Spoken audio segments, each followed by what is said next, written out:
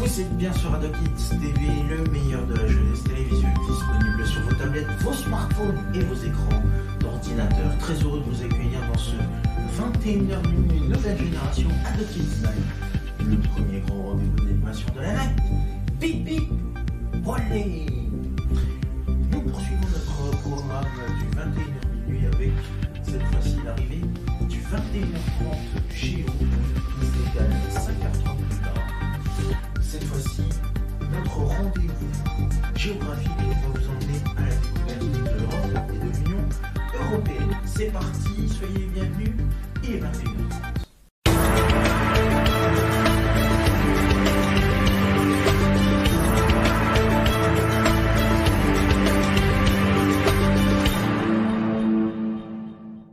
Nous intéresser à l'histoire de France et notamment à quelques activités qui sont super sympas et que nous allons parler ce soir. Nous allons commencer donc sur l'histoire de France avec la Constitution de la France. Alors, je vous avoue que la Constitution de la 5e République de la France, c'était quelque chose. Le gouvernement de la République, conformément à la loi constitutionnelle du 3 juin 1958, a proposé, le peuple français a adopté, le président de la République a promulgué la loi constitutionnelle dont la teneur suit.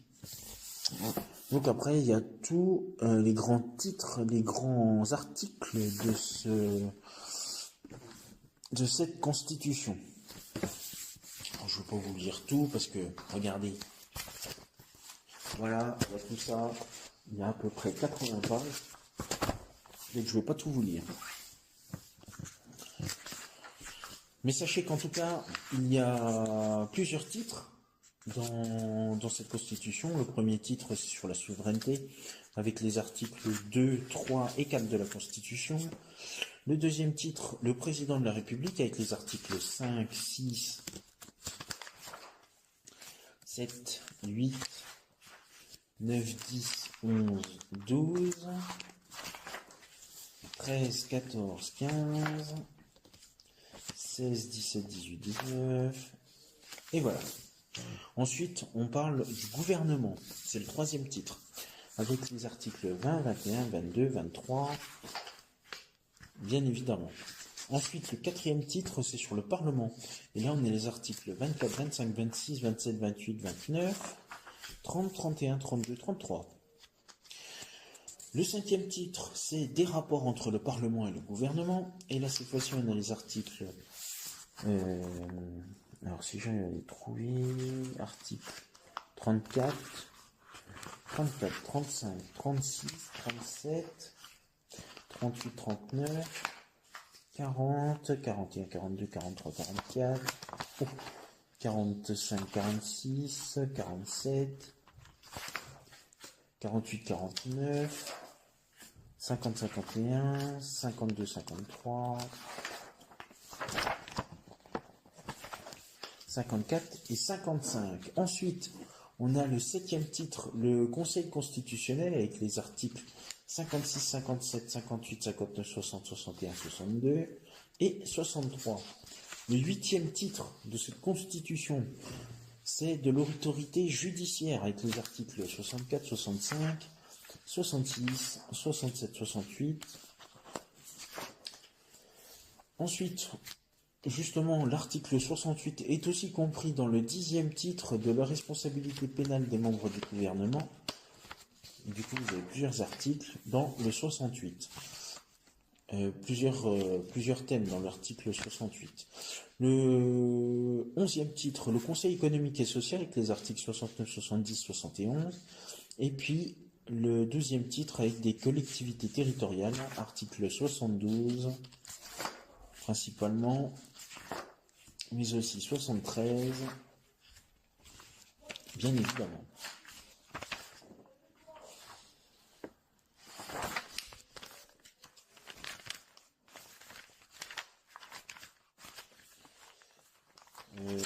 Nous avons également l'article 74-75.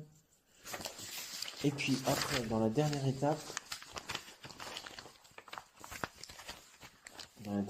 si je me trompe pas, 12, dans le titre numéro 15 de la Constitution de la 5e République, nous avons des communautés avec l'article 88. Voilà un petit peu, en gros, ce qu'il y a dans la Constitution française. Je ne vais pas tout détailler, vous pouvez retrouver tout sur têteamodeler.com. Un autre texte qui est très important, la Déclaration des droits de l'homme et du citoyen de 1789. Les représentants du peuple français constitués en Assemblée nationale, considérant que l'ignorance, l'oubli ou le mépris des droits de l'homme sont les seules causes des malheurs publics et de la corruption des gouvernements, ont résolu d'exposer dans une déclaration solennelle les droits naturels inaliénables et sacrés de l'homme, afin que cette déclaration constamment présente à tous les membres du corps social leur rappelle sans cesse leurs droits et leurs devoirs, afin que les actes du pouvoir législatif et ceux du pouvoir exécutif pouvant être à chaque instant comparés avec le but de toute institution politique en soi puissent respecter, afin que les réclamations des citoyens fondées désormais sur des principes simples et incontestables tournent toujours au maintien de la Constitution et au bonheur de tous. En conséquence, l'Assemblée nationale reconnaît et déclare en présence et sous les auspices de l'être suprême les droits suivants de l'homme et du citoyen. Article 1er, les hommes naissent et demeurent libres et égaux en droit. Les distinctions sociales ne peuvent être fondées que sur l'utilité commune. Article 2, le but de toute association politique est la conservation des droits naturels et imprescriptibles de l'homme. Ces droits sont la liberté, la propriété, la sûreté et la résistance à l'oppression. Article 3, le principe de toute souveraineté réside essentiellement dans la nation. Nul corps, nul individu ne peut exercer d'autorité qui n'en émane expressément. Article 4, la liberté consiste à pouvoir faire tout ce qui ne nuit pas à autrui. Ainsi, l'exercice des droits naturels de chaque homme n'a de borne que celle qui assure aux autres membres de la société la jouissance de ces mêmes droits. Ces bornes ne peuvent être déterminées que par la loi. Et après, il y en a plein d'autres d'articles. En tout et pour tout, il y a 17 articles dans la Déclaration des droits de l'homme et du citoyen. Et on va vous donner une date exacte de la Déclaration des droits de l'homme et du citoyen. Alors, avant, je connaissais la date exacte. Donc, le 24 juin 1793. Ah, non.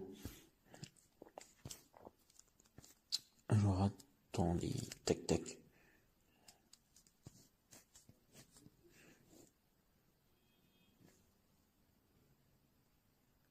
Ah, voilà. 26 août 1789, lors de la monarchie constitutionnelle, Déclaration des droits de l'homme et du citoyen, puisqu'après, elle a été revue en 1793, cette loi en question.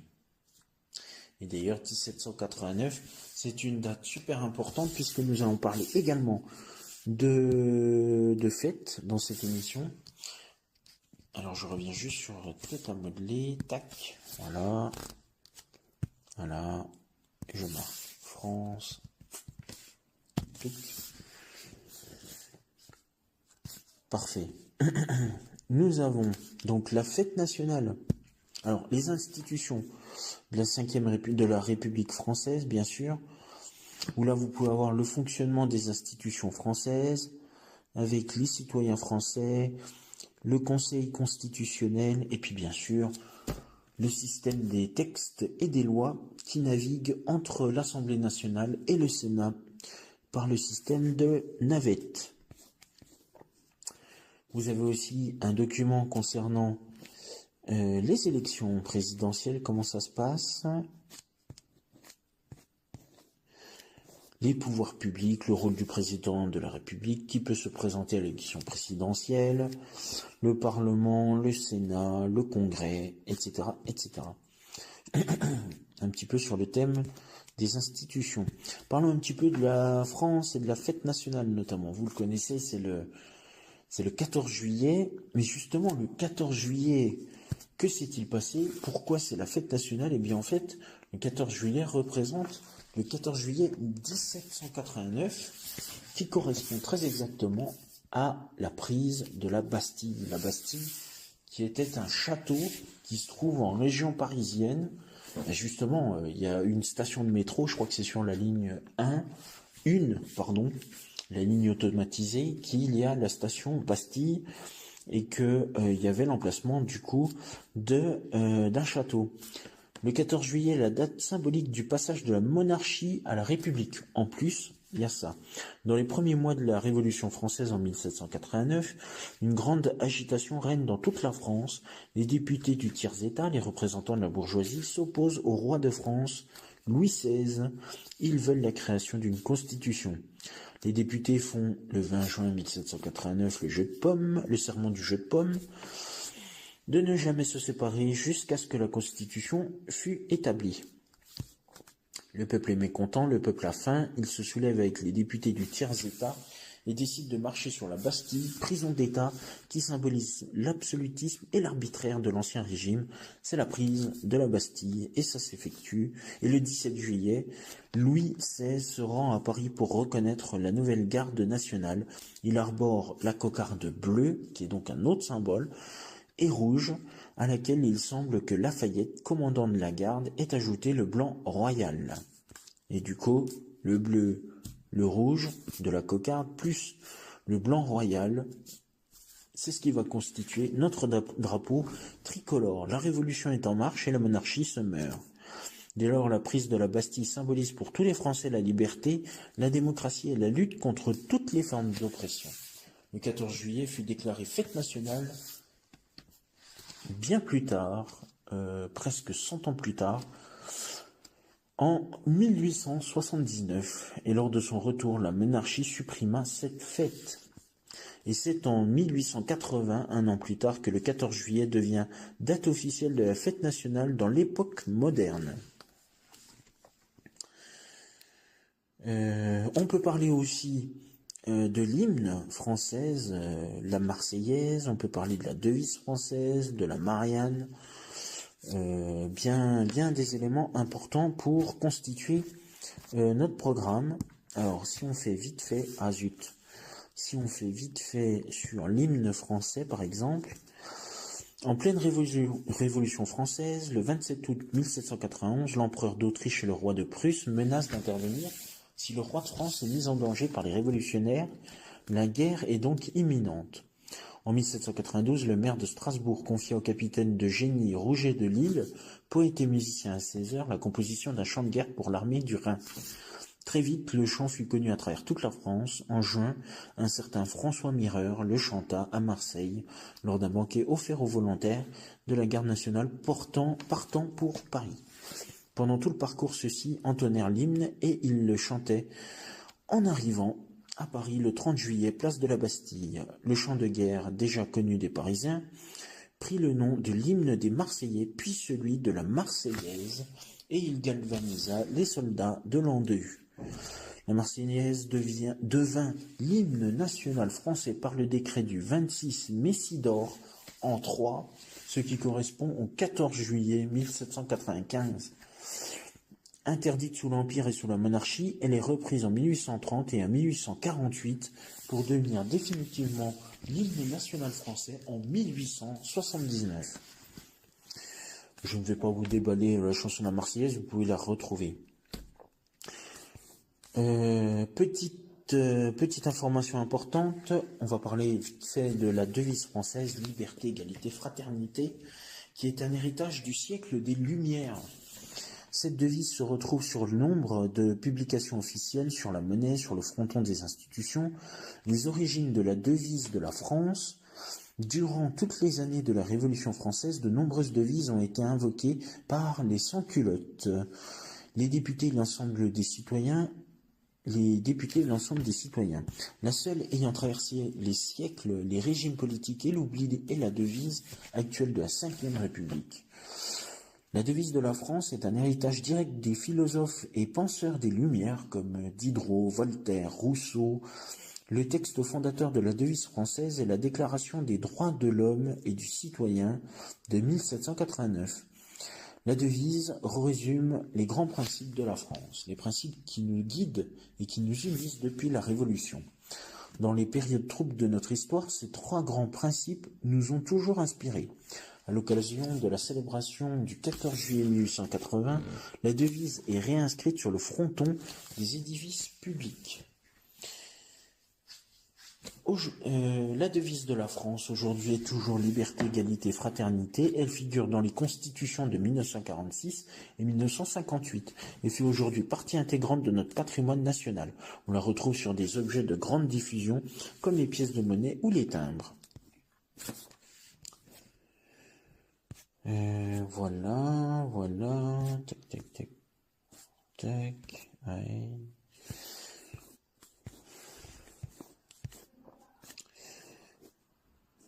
Voilà, du coup après des idées sur la fête nationale, vous pourrez en retrouver sur Tête à modeler, des coloriages, des recettes, des petites cartes, enfin voilà, quoi. Des éléments importants autour de notre thème. Vous pouvez également retrouver des coloriages sur les rois de France, sur l'Euro 2016 qui a eu en France, les principes et valeurs de la France, le calendrier des fêtes et jours fériés d'ailleurs, que vous pouvez retrouver, avec la fête des mères, la fête des pères, la fête des grands-mères, la fête des grands-pères, etc. Le Tour de France bien sûr, et puis Roland Garros.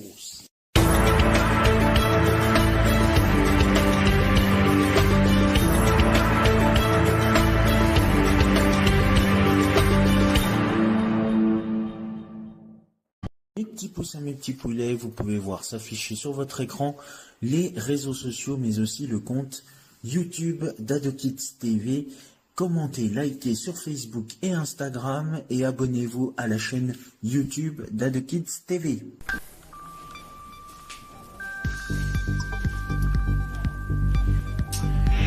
Merci à toutes et à tous de votre fidélité et de nous avoir suivis. Fin de ce programme, merci à vous.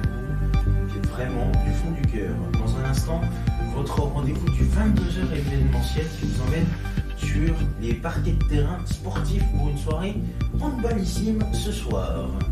Tout est à retrouver bien évidemment sur les réseaux sociaux, Facebook, Instagram, X, ainsi que sur la chaîne YouTube AdoKids TV. Commentez, partagez et surtout abonnez-vous.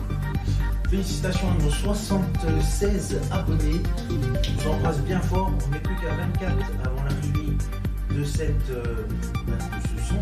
abonné. Donc on n'est pas loin. En tout cas, il y a aucun espoir ici. Je vous souhaite de passer une excellente soirée. À dans quelques instants pour le 22h événementiel et pour tous les autres. Je vous souhaite une excellente soirée et un bon réveil. Merci. Salut.